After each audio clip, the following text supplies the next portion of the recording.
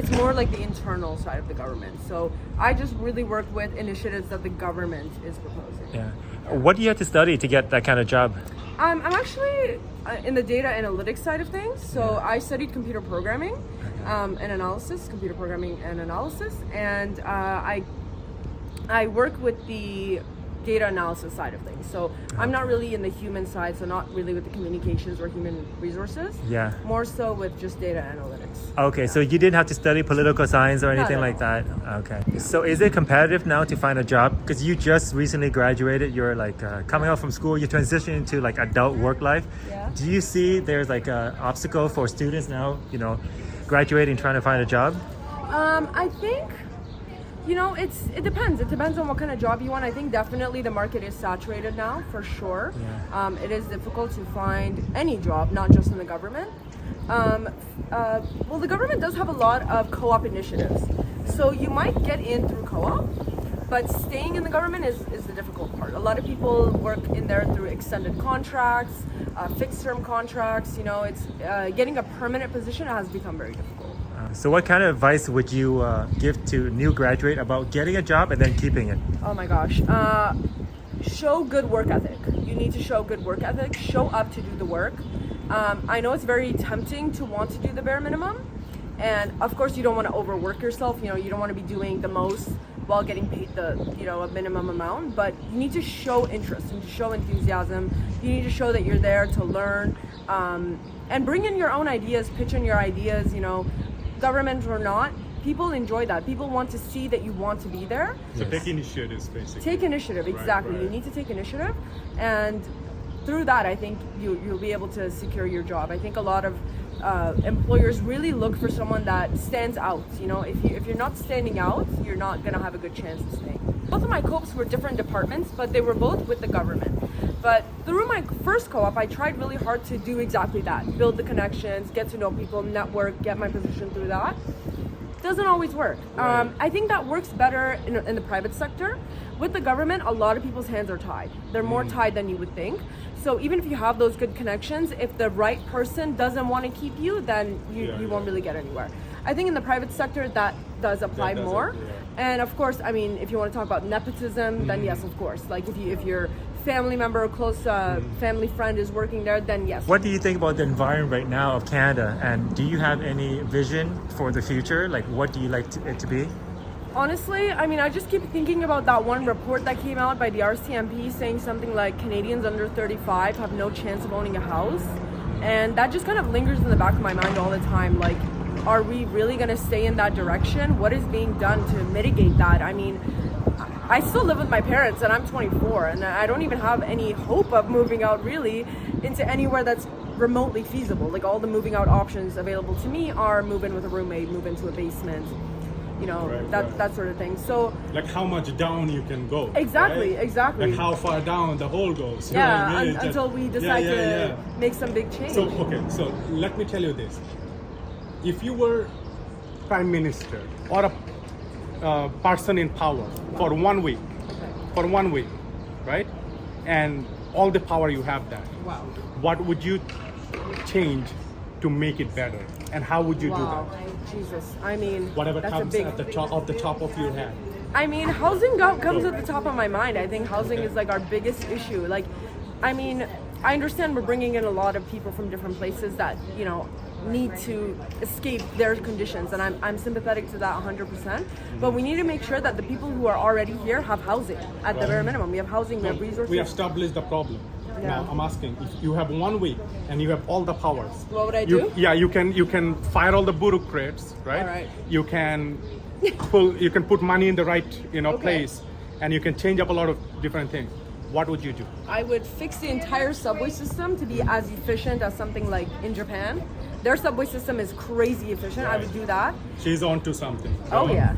I've thought about this. Yeah. And then housing. We need way more housing. We need to figure out how to fit the population somewhere. Yeah. I think we need to build more, and I think from that expanded subway, we need to figure out where we need to build. Yeah. And that's the main thing. And then I would make all of the transportation everything Yeah. be transferable. Like I don't Transferable, want to keep like paying for my. I know they did this with the TTC and the YRT, but I think the Go is still separate. If I'm not Yeah, mistaken. it is separate. There you go. Yeah, that It should is be a thing. aggregated to some extent, but it is separate, Yeah. a separate entity. So, Yeah. so she is right. So what happens is that population, right, tends to move to a place where transportation is accessible to workplace, right? Now, what Japan and other countries did, they made their transportation system so efficient that people live in like hundreds of kilometers away, but they take the bullet train. 1 hour, they know that they're gonna be at work, right? So the problem with this city is that people in Toronto, people don't want to move outside of the city because they don't know coming back to the city because they have to come. Work is here and everything is here. If they want to come here, how long is going to take? There is subway closure. There is construction happening, right? Lots of problems. So people don't want to take that chance because work is money and money is everything. Yeah. So yeah, like I like how she thinking about fixed transportation first, housing will follow. What is causing the Oh, inflation? it's 100% people that don't even live here, are not even citizens. They're buying entire buildings, and then the building is empty. Corporations. Yeah, like giant corporations that aren't even here, Yeah, and they yeah. buy out the entire building. Neighborhoods. Yeah, and they buy everything, and then what? They're not even renting it, or if she's they a smart rent one. it. We've talked about it. Like And if they people rent say it, the it's- immigrants, it's not the It's immigrants. not. We don't have enough money to do Yeah, that. No, if we, come on, we spent all our money coming here. Exactly. Yeah. Yeah, no. It's and those things are not regulated. And I think they put a 2-year pause on outsiders buying land or buying property here. I think there was a pause, That are way around. and it's just a pause. Like So they paused the foreign investors, but when it comes to corporations only, there is no cap. There are way around it. they just go, Yeah, they register yeah. themselves as a corporate. Boom. Yeah, I they just buy sold up the same thing. the entire neighborhood and they rent it out. So basically, And you they were triple, quadruple the rents. You know. Do you think that's done by design, or do you think there's a loophole in the system that this happened? I think there's it's not necessarily a loophole. There's just nothing preventing that. There's nothing stopping people from doing that. You know, and if they stop it, like I said, there was a pause, but it was a 2-year brief pause that I don't even think it's gonna do really a whole lot of anything. I think there needs to be something else in place Right. that protects people that are already here, that are working, that are like I work a full-time job. I couldn't dream of affording a house ever, ever, right, yeah. right? So, you know, So on the top 5 issue, like in Toronto or in Canada, it sounds like you're putting transportation and housing prices up there. Where would they land? Like top, what, 1, 2 or 2, 3? I think housing is number 1, transportation is a close second. What would be number 3 then? Number 3 as in like issues with Issue, tenants. like what would you clean up, or what needs to change to make it a better place for people to come and for the people who are living here already? I think just the general inflation of everything should be number 3, or maybe we can make that 1. 1 is inflation. Housing is like also related to inflation. It's like an umbrella, right? Of inflation is just causing a bunch of other issues. But I think transportation, I guess, could be a separate thing. There's something not quite right with how Canada's being run, and is just that? the level of income that you make versus the inflation, it just doesn't match. What do you see that's going to fix this issue, and how long will it take to turn around, or is it possible to turn around? Wow, I don't even know. I mean, that's the level. That's so deep. I don't even know. Like, because I'm thinking like, a lot of other places, like for example Dubai, they don't tax the same way. They don't. That like some. Because they make money. Yeah, 'cause they make a Government lot of make money. for people. Exactly. So why doesn't our government make money? Well, they could. Yeah, How much oil does Dubai has? that's true. Yeah, we don't. Way have, less we than don't. Toronto. Way less than Canada.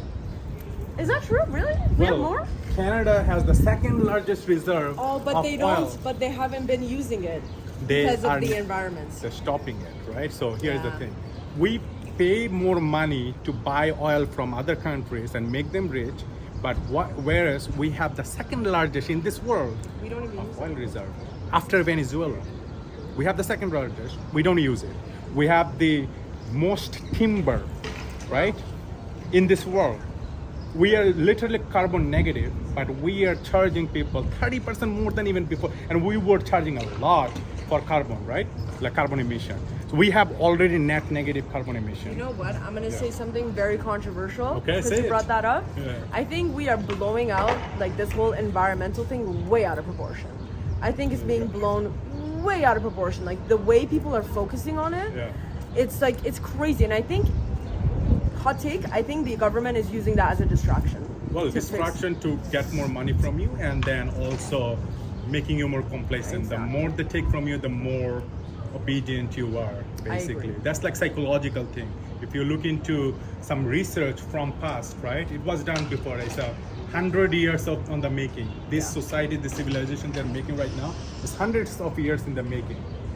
Those research were done before, and they're like applying it gradually, making people more, complacent and obedient, so that they can have greater control in the society.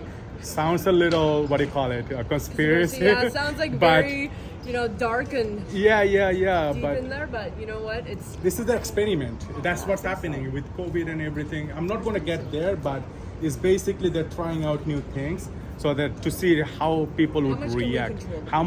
how much more they can push us until we break. Then they will start something new again. So what I I don't mean? know if you've heard, but TTC is planning on going on strike. I pray they do. They should. And I looked into this actually. Yeah. They didn't have the right to strike from 2011 till 2023. Really? So they just recently got their right to strike back. Are they not unionized? They are unionized, Okay. but the court had deemed them such an essential service to the public that they were not allowed to go on strike. Right. Because everything was like, imagine the TTC goes on strike, no subway. Everything is No gonna stop, subway. yeah. Like, who's gonna come to work? Yeah, How are and you then gonna come to you want work? to take Uber? Guess Good what? luck. Which streets are- I will rip off my G license. I'm not coming. I'm not coming to work. Yeah, so you know what? I think there's a lot that needs to get done, but I don't know where the power lies. I don't know, like, maybe if the people were united enough to boycott everything, maybe something would happen.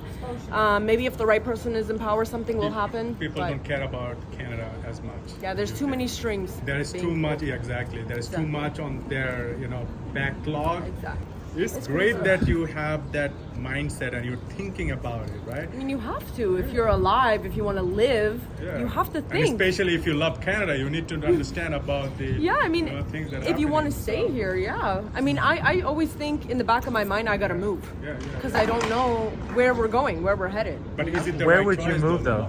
Texas? I don't know. Everybody thinks. Yeah, like, I'm not saying that, I mean, Yeah, America yeah, has yeah. its problems. Yeah. Yeah, I might. Somewhere in America, somewhere even in the Middle East, I would live there. Even though I escaped, Right. I would But go running back. from problem, do you think is it the solution though? Like running from the problem? No, of where course not. This is your home? Of course not, but that's the thing. Yeah. Your use of the word home. Yeah. I have been here for 10 years. Yeah. First 12 years of my life, I was in, I guess it's been 12 years here, 12 years back home. Right. I don't feel that this is home to me. Even though I lived here for a long time, half of my life, I don't really feel that this is home to me. I don't get that same sense of community, that same sense of culture, that same sense of unity, Right. So I hesitate to call Canada my home for that reason. Right. Yeah, that's exactly Yeah. what we were talking about as well. Like everybody feels like they are something like little Italy, little Greek town, little Chinatown, little this and that, right? But there is no Canada, my home, right? Like everybody speaks about it. You bring in all these people into this melting pot, but what are you doing to assimilate all them? Well, it's funny you To say melting integrate pot. all them, right? Right, it's funny that you say melting pot not really because melting. because No. in school they tell us yeah. America is the melting pot. Right. We are the cultural mosaic. Mosaic. And it's like, okay, now that's a new term. Yeah. What does that even mean? Yeah. What's the benefit? Yeah. Okay, we all get to keep our culture, but at the same time we're all in silos. We're all like individualized in our own little community, right? Sure, I can find a Persian community and click to them. Sure, but what does that even really mean for me in Canada, right? Exactly. What's Like, the how do bigger you call picture? It home? What needs to be okay? You tell us, like from your perspective, what should happen so that people start calling Canada home, and then align their interest into for the best of Canada. Well, it's so simple. You need to have a home here. Yeah. You need to be able to have a home here, and then you can call it home. If you're just renting a shoebox, this is not your home. You Yeah. don't want to be here. Yeah. It's so simple. It's Yeah, so, like and if we you're don't have to suffering, complicate it. Yeah, if you're suffering and all this, well, look, I had better things because people always compare. Of the back of your head, right? You're always like, okay, I had this back there. What am I doing here, right? Maybe I'm just surviving so that I can make enough so that I can experience that again. You had that best experience. Now you are here. You're like, where is that? All the dream that they speak about, right? All the trap that's set for us, is it here? They don't experience it, so they'd be like, okay, maybe I just survived through it, and maybe the best day will come for me out there. So it's I not have a home question anymore. regarding, you said you might move to US or like Middle East. What are the key differences that set apart the Middle East or US to Canada as a livable place? Well, the US and the Middle East don't have a lot in common. So I have different reasons for liking both. Yeah. The US, I mean, there's a reason that there's an American dream and there's no Canadian dream. So I'll just say that. I think also the lower taxes definitely appeal to me. I know there's a lack of healthcare, but again, you have a good job, you can get health insurance. It's not the end of the world. Right. Again, there's like more like security, safety issues. But again, you can learn to mitigate those things. And I think there's something special about America. There's an American identity, right? There's a sense of unity there. There's things happening. People want to be there. People care about it, you know? I don't see that in Canada. I rarely ever see that here. Pride, country, And- like patriot. Exactly. Yeah, the pride in USA is strong. Even that can be extreme. Yeah, Yes, yeah. it can be extreme. Yes, it can be too much. But there's still some amount there that I don't know, it just fosters something that I feel like we lack here. We don't have that. America provides a lot for individuals who are driven, who wants to do something. You can make your dream happen, but in Canada it's very, very hard. Is Toronto a safe city to live? What's your experience? I mean, relative to a lot of other places, yes, I think it is a safe city. Depending on where you are, I mean, depends on like which neighborhood you're talking about. Of course, there's unsafe neighborhoods here as well. I think relative to a lot of places, yes, it's a safe city. I would just be like hating on Toronto if I said it wasn't safe.